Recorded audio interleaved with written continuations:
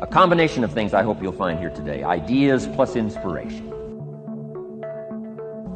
Ideas, business ideas, and social ideas, and personal ideas. We all need ideas.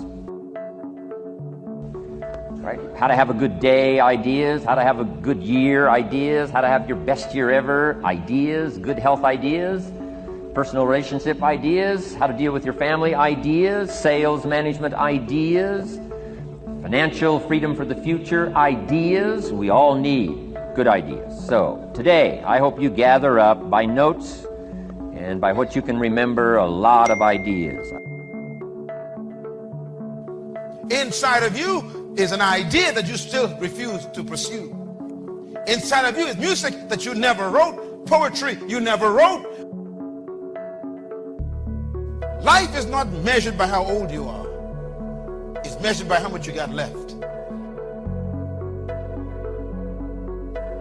What changed my life from sleeping on the floor to running a multi-million-dollar organization around the world today in 89 countries is because I discovered this one word. When I discovered it, everything changed. Sometimes all you need is just one more in a series of good ideas. And here's why. Ideas can be life-changing. It's like dialing the numbers into the lock, right? You got 5 or 6 numbers dialed into the lock. The lock still won't come open. But you don't need 5 or 6 more numbers. Maybe you just need one more. And maybe a seminar like this could do it. A sermon could do it. The lyrics from a song could do it. The dialogue from a movie could do it. Conversation with a friend might do it. That one last piece you need, number. Dial it into the lock, that's it. The lock comes open. There's the door for you to walk through. Everybody say potential. Write this down. First of all, potential is dormant ability. Dormant ability. Secondly, potential is untapped power. Untapped power. Thirdly, potential is hidden strength. Strength that is hidden away. Fourthly, potential is reserved energy, like the car battery. Potential is unused success.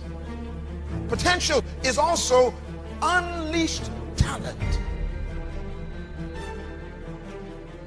Potential is all you can do, but you haven't done yet.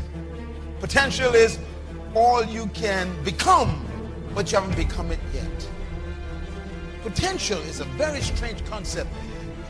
Potential is who you really are, but no one knows it yet.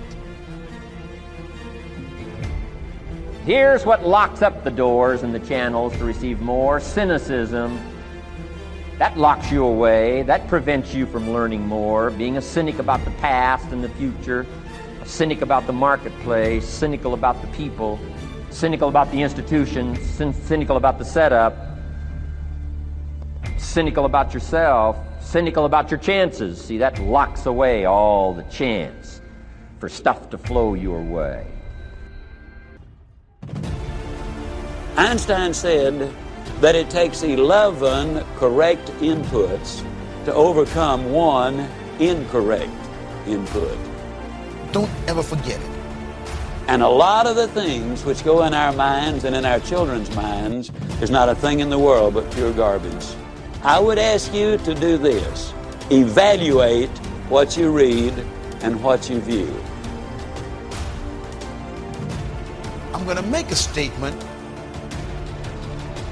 Every person write it down.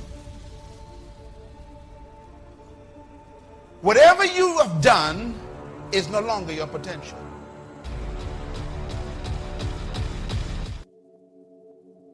Potential is always what you haven't done yet, but you can still do. In other words, potential is the you that nobody knows yet. We already know the one you showed us. As a matter of fact, the greatness you are still to attain is trapped on the inside. We must have some big goals because thinking big creates the excitement necessary for accomplishment. You've got to set some goals, because it's just as difficult to reach a destination you don't have as it is to come back from a place you've never been. Unless you have definite, precise, clearly defined goals, you will not realize the maximum potential that lies within you. Now, here's some steps you can take towards that end. First, identify your goals, and next, set a deadline for reaching them. Make a list of obstacles you have to overcome to reach your goals. Identify the people who can help you overcome those obstacles, and make a list of skills you have and those you need to achieve your goals, and then develop a plan. You were not supposed to die on the job you have. As a matter of fact, write this down. The greatest enemy of progress is your last success. Don't ever trust what you've achieved. It will trap you. All of us have this idea that we can optimize many objectives. And this. You can have many sub-goals, but you have to have one overriding way to optimize your life. If you don't, then your barometer will hit mediocrity. Philosophy, in my personal opinion, is the major determining factor in how your life works out. To form our philosophy, you got to think, you got to use your mind, you got to process ideas.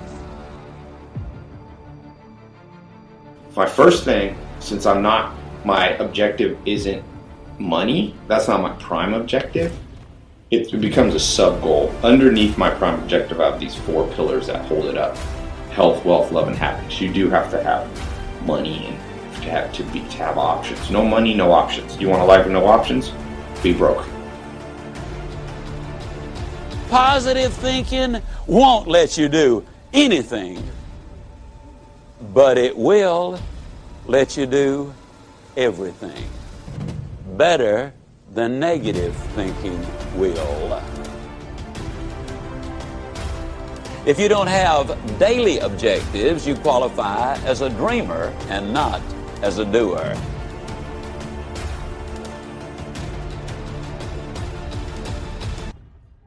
You see, if you want to reach your goal, you must see it, be able to smell, to touch, and to taste it. Know how it looks and what it feels like in your own mind. Before you can reach that goal, you see, it is true that whether you think you can or think you can't, you are generally right.